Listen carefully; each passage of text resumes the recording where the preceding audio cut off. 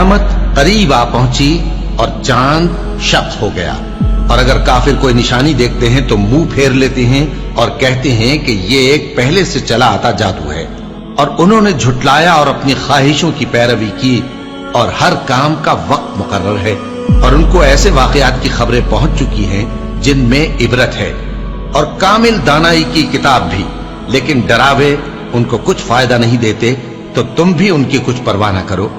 جس دن بلانے والا ان کو ایک ناگوار چیز کی طرف بلائے گا، فوراً آنکھیں نیچی کیے ہوئے قبروں سے نکل پڑیں گے گویا بکھری ہوئی ٹڈیاں ہوں۔ اس بلانے والے کی طرف دوڑتے جاتے ہوں گے، کافر کہیں گے یہ دن بڑا سخت ہے۔ ان سے پہلے نوح کی قوم نے بھی تکذیب کی تھی، تو انہوں نے ہمارے بندے کو جھٹلایا اور کہا کہ دیوانہ ہے، اور انہیں ڈانٹا بھی گیا، تو انہوں نے اپنے پروردگار سے دعا کی کہ میں ان کے مقابلے میں کمزور ہوں، بس تو ہی بدلہ لے لے۔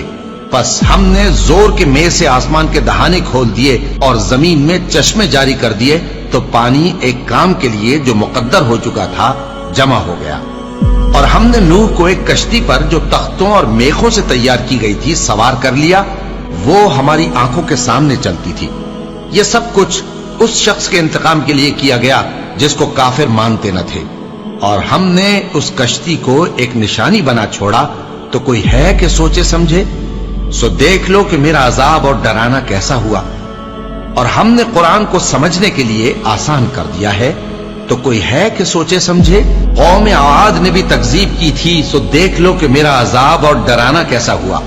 ہم نے ان پر ایک رہتی نحوست کے دن میں زبردست آندھی چھوڑ دی، وہ لوگوں کو اس طرح اکھیڑے ڈالتی تھی گویا اکھڑی ہوئی کھجوروں کے تنے ہیں۔ سو دیکھ لو کہ میرا عذاب اور ڈرانا کیسا ہوا۔